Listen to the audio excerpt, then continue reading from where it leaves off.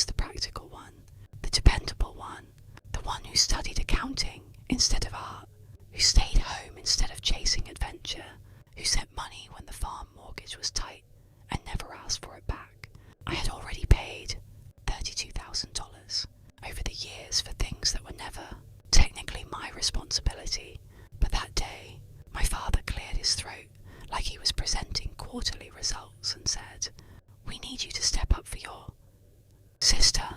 My mother slid a big folder across the coffee table.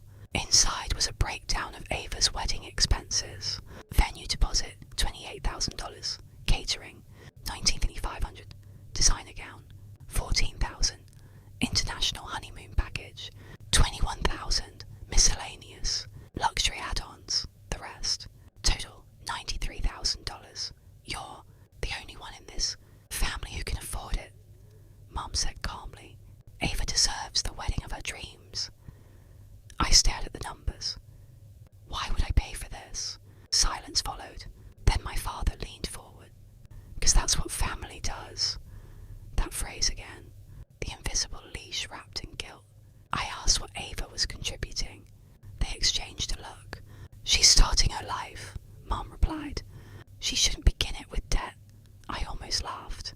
I had begun mine with student loans, 2 jobs, and no safety net. No one had offered to clear my path. And if I say no, I asked quietly. That was when the room changed. My mother's expression hardened. Then maybe you shouldn't consider yourself part of this family anymore. The words landed without drama. No shouting, no tears. Just a clean ultimatum.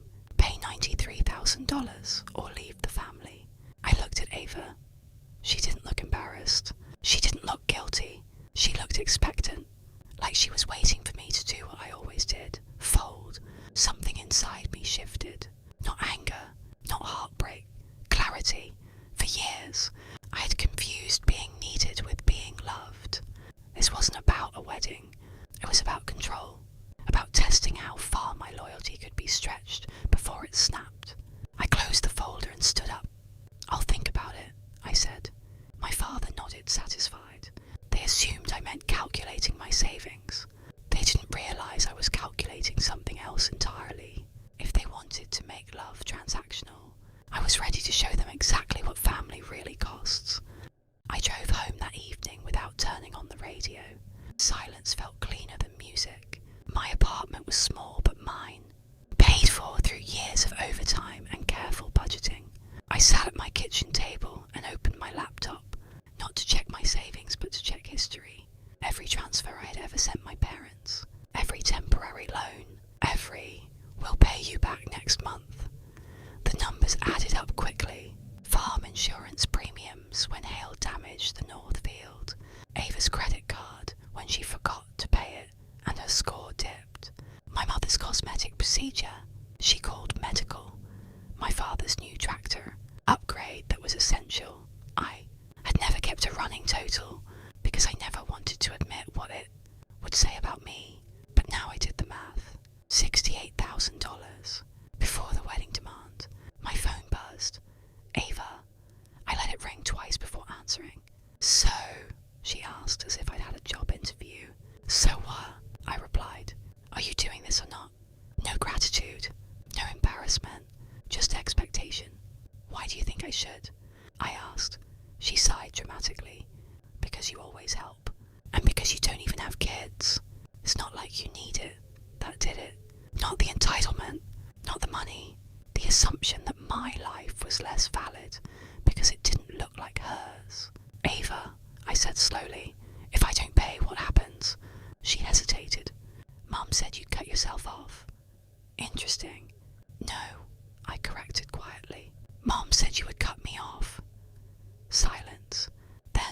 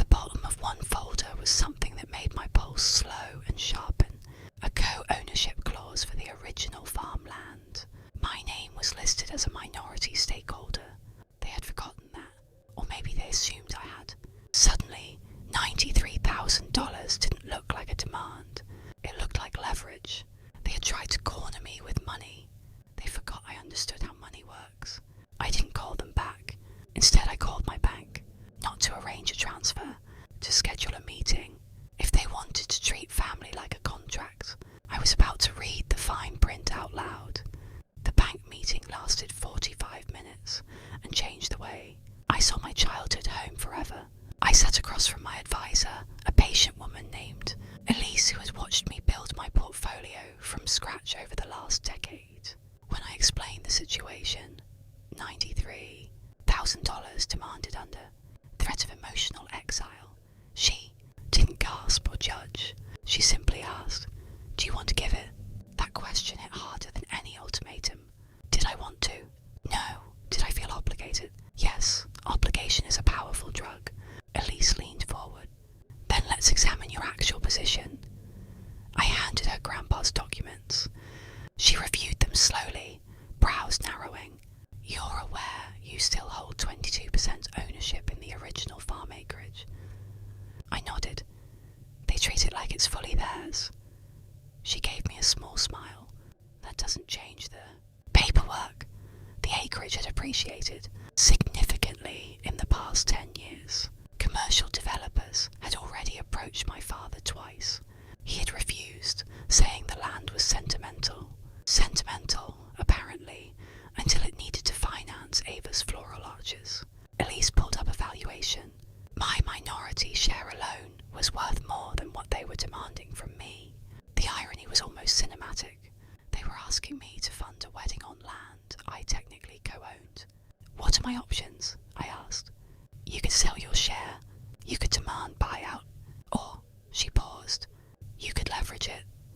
I left the bank with a different kind of calm. That evening, I texted my father. I've reviewed the numbers. Let's meet tomorrow. Bring the farm deed. He replied within minutes. We don't need lawyers for this. I smiled at my screen. Exactly. The next day, we met at their house. Ava was there, scrolling on her phone. My mother folded laundry like she was rehearsing innocence. My father carried the folder, visibly irritated. I hope you've come to your senses, Mom began. I have, I said evenly. I placed a new folder on the table. Inside were copies of Grandpa's original agreements and the updated valuation from the bank. Before we discuss $93,000, I continued. Let's discuss ownership. My father frowned. What are you talking about? I slid the deed toward him. His face drained of colour. Ava stopped scrolling. My mother's hands froze mid-fold. You still hold 22%, I said calmly. If we're calculating family contributions, let's calculate accurately. Silence swallowed the room. I could see it clicking. The oversight. The assumption that I'd never notice. You wouldn't sell, my father said quietly. Would I? I replied. Ava finally spoke. This is about my wedding. No, I corrected. This is about respect. I leaned back. You want $93,000. Fine, buy me out of my share first. The number I quoted was higher than the wedding budget. Much higher. My mother gasped. That's extortion. I shook my head gently. No, that's market value. The room felt smaller. Power shifts rarely come with explosions. They come with spreadsheets. For the first time in my life, they were looking at me not as the responsible daughter, but as a stakeholder. And stakeholders negotiate. The air in the living room felt thick, like a storm had rolled in without thunder. My father stared at the deed as if it had betrayed him personally. My mother recovered first. You would hold your sister's wedding hostage over paperwork? She demanded. Her tone was sharp, but there was something new beneath it. Uncertainty. I folded my hands calmly. You tried to hold my place in this family hostage over money. I'm just adjusting the terms. Ava's face flushed. This is unbelievable, she said. It's one day, one wedding. I met her eyes. And I'm one. Daughter. That silenced her more, effectively, than shouting ever could. My father cleared his throat. You don't understand the implications. Selling your share could split the land. So could resentment, I replied evenly. He hated that I wasn't emotional. They were used to tears, to persuasion, to me eventually softening. Calm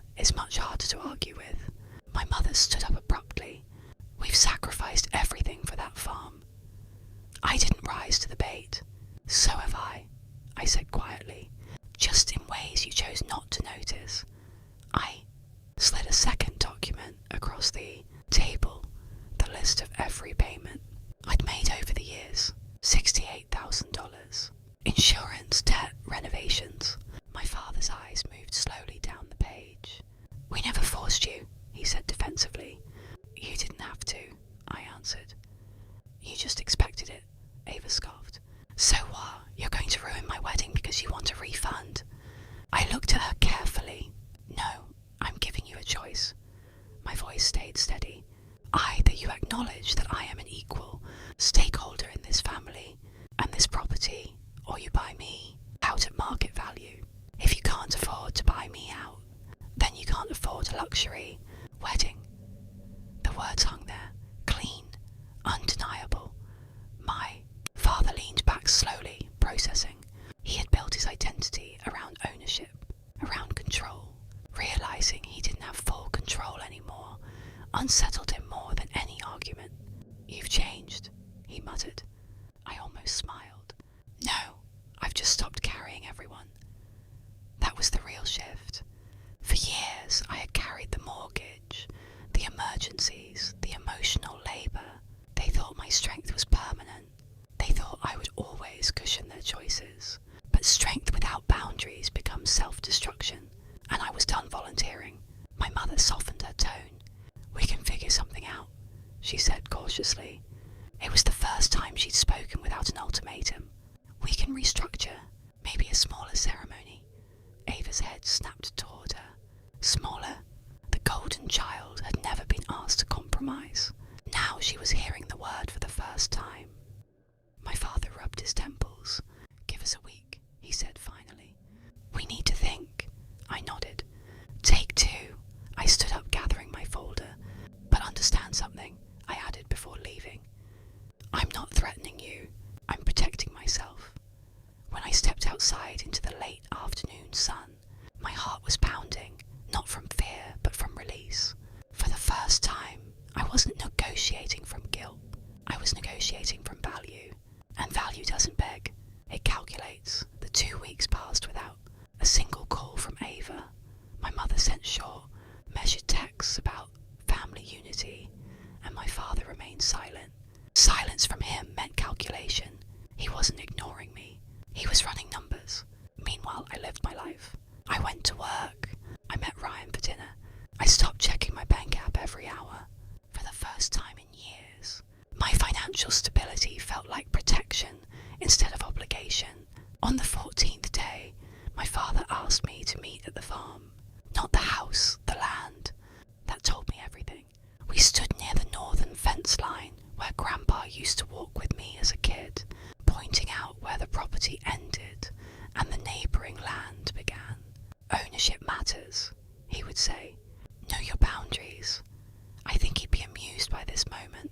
My father didn't waste time. We had the property reappraised, he said. Your valuation was accurate, I nodded. He looked older than he had 2 weeks earlier. We can't afford to buy you out entirely without selling part of the land. I stayed quiet. And your mother doesn't want that. Of course she didn't. Selling land meant admitting vulnerability. It meant adjusting their image. So, I prompted gently. He exhaled. We're restructuring Ava's wedding. There it was. Ava's dream wedding was being scaled down because, for the first time, the family's financial reality had been exposed. Smaller venue, reduced guest list, no overseas honeymoon. His voice held no resentment, just acceptance. And the 93,000, I asked. Off the table, he replied firmly. I studied him. What changed? He hesitated. I did. Then he added quietly, you shouldn't have had to force us to see it. I felt something loosen inside me. Not triumph, relief. I didn't want to force anything, I said. I just wanted to stop being the only adult in the room. He almost smiled at that. We walked a few steps in silence before he said, your sister's angry. I nodded. She's allowed to be. She thinks you ruined her wedding. I looked at the horizon. If her wedding to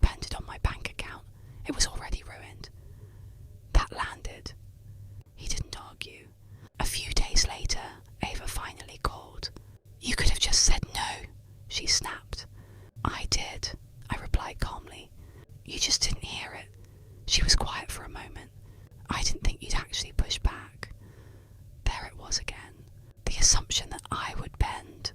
That's the problem, I said. You never thought I would stop. She didn't apologize, but she didn't attack either. Growth sometimes sounds like uncomfortable silence. The wedding happened 3 months later. Smaller, simpler, honestly, more beautiful. Ava walked down the aisle without imported orchids and drone photographers. She looked happy, not because it was extravagant, but because it was real. During the reception, she found me near the dessert table. You didn't have to show up, she said. I wanted to, I replied, and I meant it. Because boundaries don't mean absence. They mean clarity. My mother hugged me that night without tension. My father toasted to daughters who know their worth. It wasn't dramatic. It wasn't perfect, but it was different. Later, standing alone near the barn doors, I realized something important. They thought I was threatening to leave the family. I wasn't. I was threatening to stop financing it. And once the money stopped, the truth had to surface. Family isn't free. It costs respect. It costs reciprocity. It costs accountability. For years I had been paying in silence. On my sister's wedding day, I didn't ruin anything. I simply stopped carrying everything. And when the strong one finally sets the weight down, everyone else has to learn how to stand on their own. The weeks after Ava's scaled-down wedding were quieter than I expected. Not peaceful, just cautious. My mother stopped making comments about money entirely. My father became almost overly respectful when discussing finances. Ava avoided conversations that even hinted at responsibility, but something had permanently shifted. They knew I was no longer the emergency fund. They knew I was no longer the automatic solution, and that knowledge made them uncomfortable. What surprised me most wasn't their silence. It was my own stability. I kept waiting for guilt to creep in, for some voice inside me to say I'd overreacted, that I had embarrassed them, that I had damaged something sacred, but that voice never came. Instead, I felt lighter, not because I had won, but because I had finally stopped, carrying weight that was never mine. Then came the phone call that nearly unraveled everything again. It was a Tuesday afternoon. I was reviewing quarterly reports at work when my phone buzzed. Mom considered ignoring it, but something in my chest tightened. I answered. Her voice was softer than usual. Your father didn't tell you everything. That sentence is rarely good news. I leaned back in my chair. About what? There was hesitation. Then, the farm refinancing. My pulse slowed in that dangerous way it does before something important happens. What about it? We took out the second mortgage 3 years ago. 3 years ago, the same year my father had asked me for $14,000 for equipment replacement. How much? I asked evenly. 200,000. The number landed heavily. Why are you telling me this now? Because the restructuring you forced exposed it. I closed my eyes. So that was it. The wedding wasn't the only financial illusion. The farm wasn't as stable as they pretended. Where did the money go? I asked. Silence. Then, to cover prior debt. My mind worked quickly. Credit cards. Failed investments. Ava's boutique business. Medical expenses exaggerated. Lifestyle maintenance. They hadn't just relied on me. They had built their stability on projections and pride. Does Dad know you're telling me? I asked. No, of course not. Because transparency was never their default setting. I felt anger rising, but not explosive anger. Analytical anger. The kind that looks at numbers and patterns instead of emotions. Are you in danger of losing the farm? I asked. Not yet. That phrase echoed. But if interest rates shift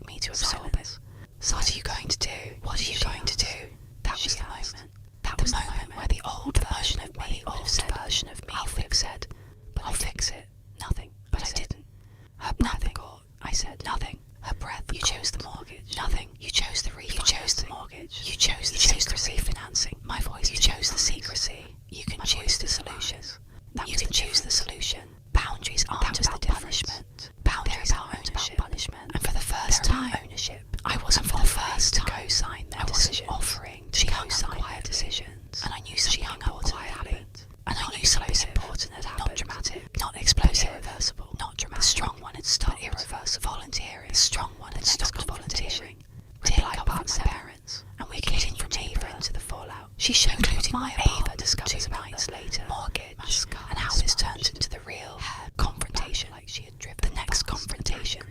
I opened the door slowly. It came from Ava. This wasn't. She showed up at my apartment 2 nights later. She said before I could speak. No greeting back like she had driven fast and about what? I opened the door slowly. The second already knowing this wasn't going to be Dad had told her. You knew. Mom had cracked. She said before I could speak. Either way, no greeting. The illusion was gone. No pretense. I stepped aside to let her in. I asked. She paced my living room. Second mortgage. Like a storm, looking for somewhere to land. Or Mom had cracked under pressure. And you still made them scale down. My illusion was gone. They stepped aside and let her concern about the debt. She paced my living room about foreclosure. Like a storm. Her first instinct looking for somewhere to land. Wedding. You found out 2 days ago. You still made them scale down my wedding. After the wedding was. She stopped pacing. Not concerned about the debt. Said if you hadn't not worry about foreclosure. Her first instinct was still about her wedding. I found out 2 days ago, so I'm responsible for exposing debt now. After the wedding, you forced them to open the books. They said if you hadn't forced the buyout conversation, quietly, because I was being asked to fund a luxury event while our family was quietly leveraged to the ceiling. She flinched. It wasn't leverage that bad. 200,000 on top of the original mortgage is not that bad. Ava, silence. Then something unexpected happened. Her anger cracked. I didn't know, she whispered. That was new. Vulnerability from her. I didn't either, I replied. She sank into the couch. I thought we were fine. I thought Dad just didn't like selling land. He doesn't, I said. But pride costs money. She looked up at me, eyes red. Why didn't they tell us? Because as long as I kept sending transfers, the illusion held. That landed, slowly. She stared at the coffee table for a long time. Did you ever feel like you were just useful? She asked quietly. The question surprised me. I hesitated. Yes, she nodded faintly. I always thought you liked being the capable one. I did, I admitted. Until it became the only thing I was allowed to be. The room shifted again, not into reconciliation, but into awareness. What happens now? She asked.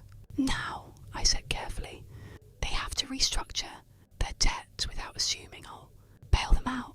She swallowed. That might mean selling part of the land, maybe. Dad will never forgive that. I looked at her gently. He doesn't have to forgive it. He just has to accept reality. She leaned back exhausted. I don't want them to lose everything. Neither do I. She met my eyes. Then why aren't you helping? There it was. The question that always came. Why aren't you stepping in? Why aren't you absorbing it? Why aren't you saving us? I sat down across from her. Because helping isn't the same as enabling. She frowned slightly. You think I've been enabled? I think all of us have been. Silence settled again, but this time it wasn't defensive. It was thinking. If they lose part of the farm, she said slowly, it'll break Mom. It already broke her, I replied softly. She just doesn't know it yet. Ava didn't argue. She didn't storm out. She didn't accuse me of sabotage. She just sat there, staring at a future that didn't look as comfortable as it had last month.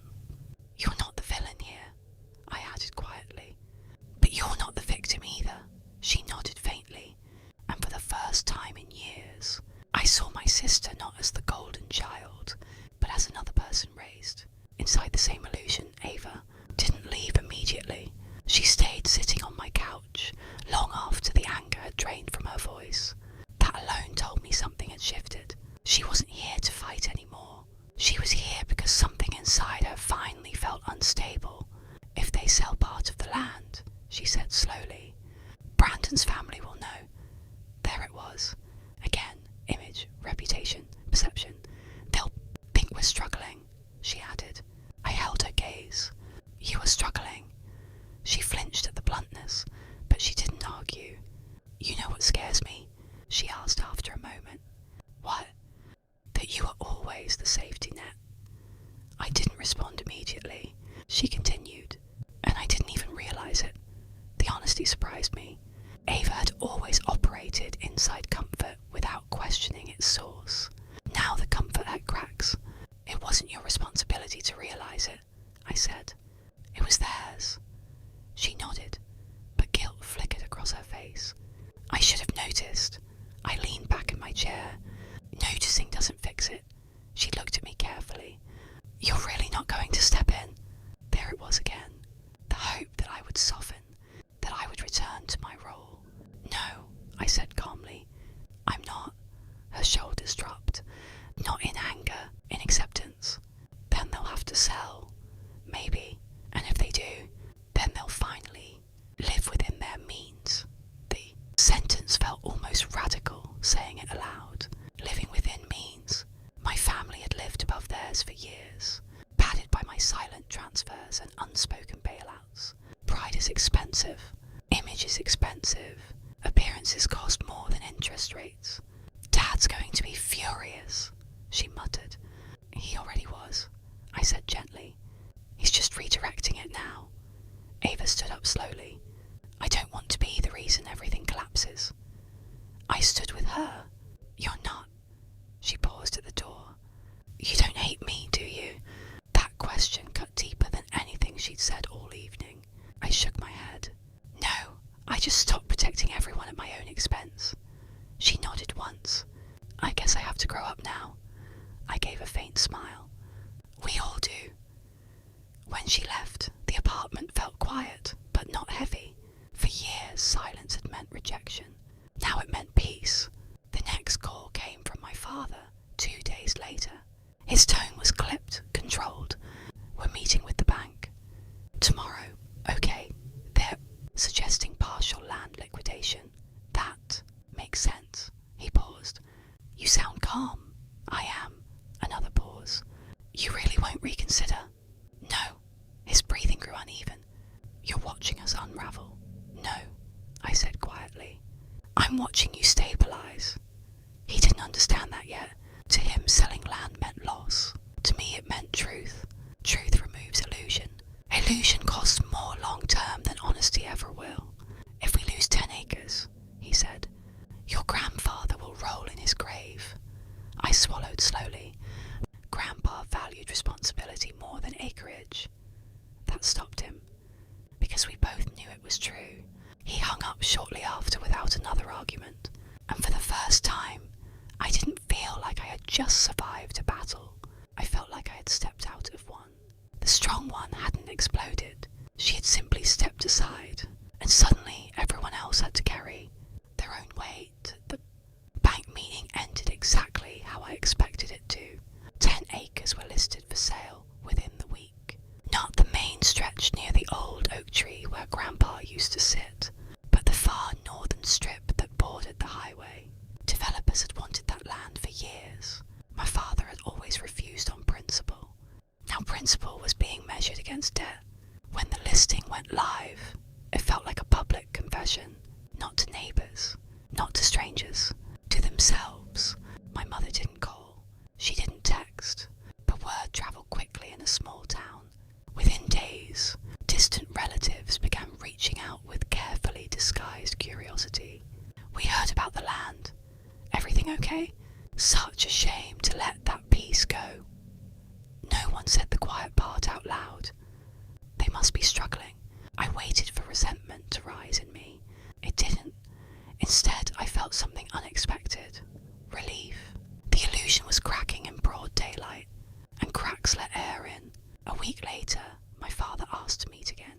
This time it wasn't at the house or the farm. It was at a small diner halfway between our homes. Neutral ground.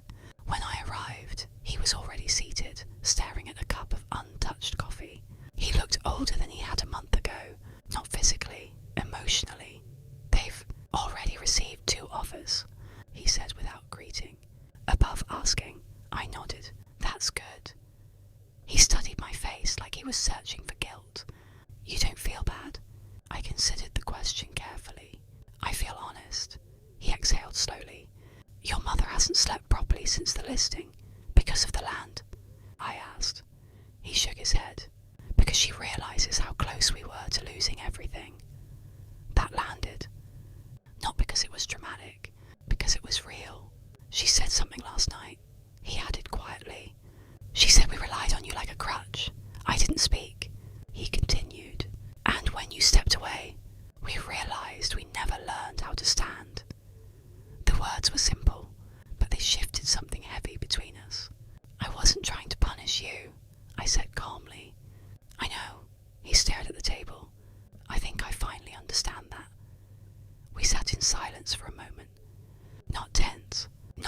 defensive, just reflective.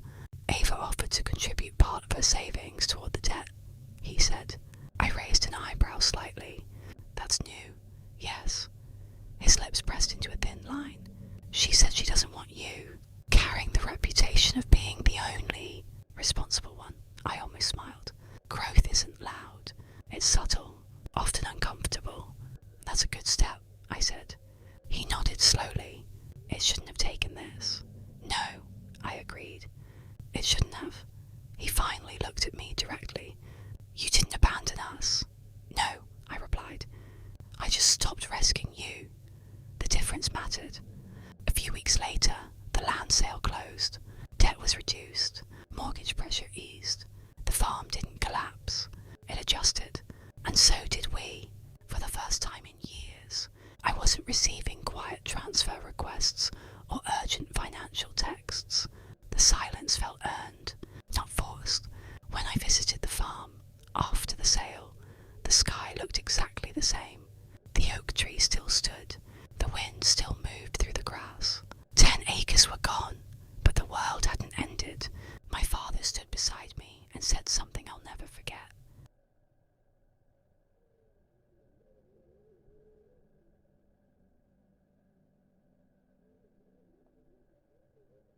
Losing land hurt less than losing you. That was when I knew something permanent had changed. Not the acreage, not the money, the hierarchy.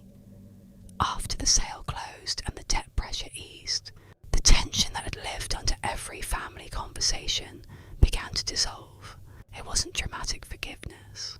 It wasn't a cinematic reconciliation with hugs and tears under a sunset.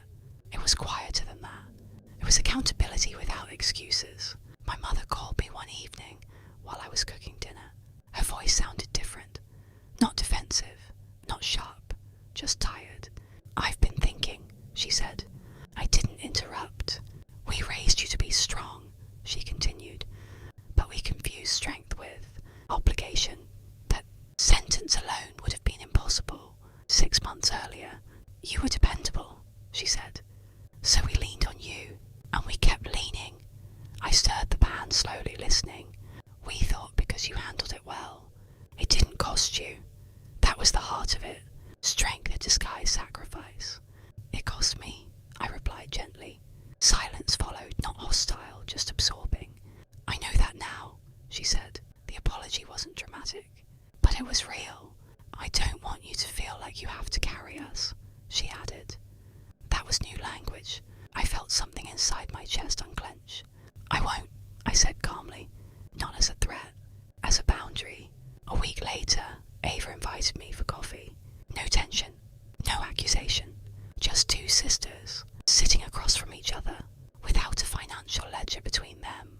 I didn't realise how much you paid, she admitted quietly.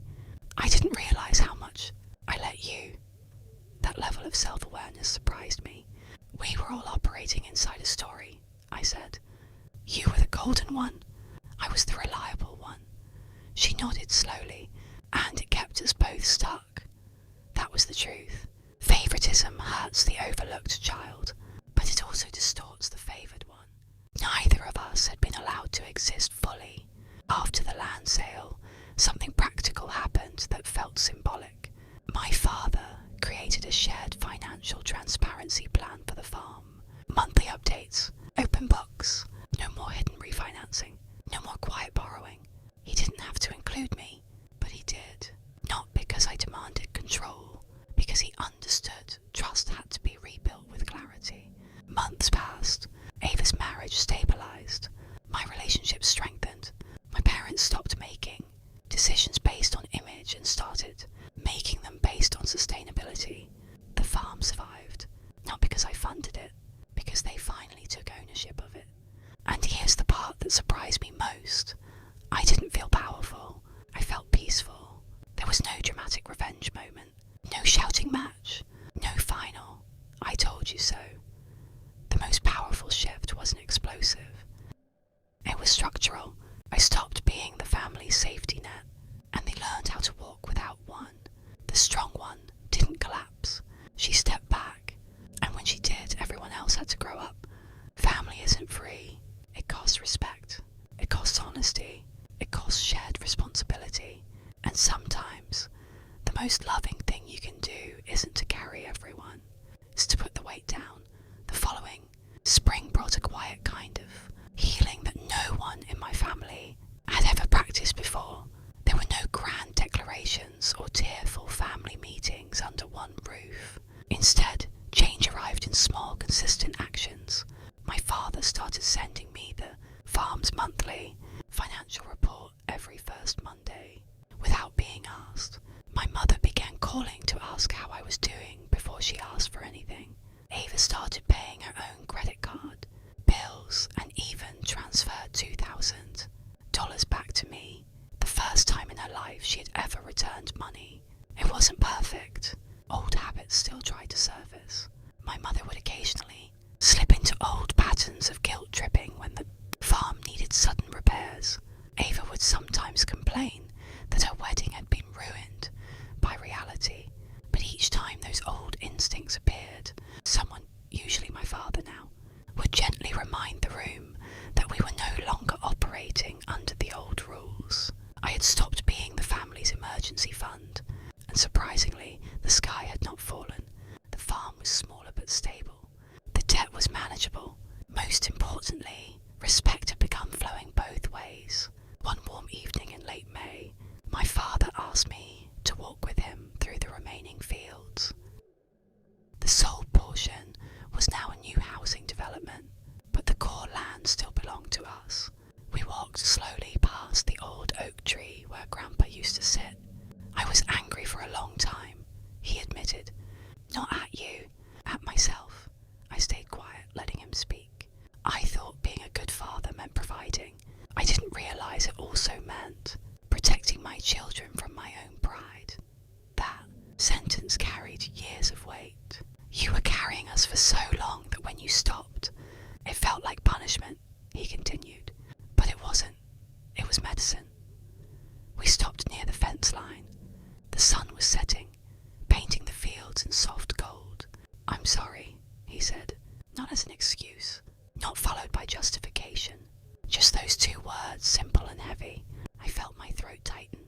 I forgive you, I replied, and I meant it, not because they had earned it completely, but because holding on to resentment was costing me more than it was costing them. My mother never gave me a full apology in words, but she showed it in actions. She began remembering my birthday without being reminded. She stopped comparing me to Ava in conversations. She even started asking about my work, my marriage, my dreams, things she had never shown interest in before. Ava changed the most visibly. She got a real job. She paid her own bills. She began thanking me, genuinely, for the years I had supported her without ever being asked. The golden child learned that gold tarnishes when it's not earned. 1 year after that Sunday afternoon, when they first demanded $93,000 or threatened to cut me from the family, we gathered at the farm for a small dinner. No special occasion, just Sunday supper. No one mentioned the wedding. No one brought up the land sale. We simply ate, talked, and existed together without financial tension hanging over the table. Later that evening, my father pulled me aside. I never said this properly, he told me. Thank you for forcing us to grow up. I smiled. Thank you for finally choosing to. As I drove home that night with Ryan beside me, I thought about the girl who once believed love meant paying every bill and swallowing every insult. She was gone now. In her place stood a woman who understood that family isn't defined by blood or history. It is defined by respect, reciprocity, and the courage to stop carrying what was never yours to hold. My family chose my sister's party over my wedding. They demanded I pay or leave, but when I finally showed them what family really costs, they learned the most expensive thing in life isn't money.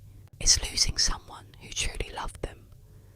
Not because they stopped loving, but because they finally started loving themselves. And that lesson, more than any inheritance or revenge, changed everything.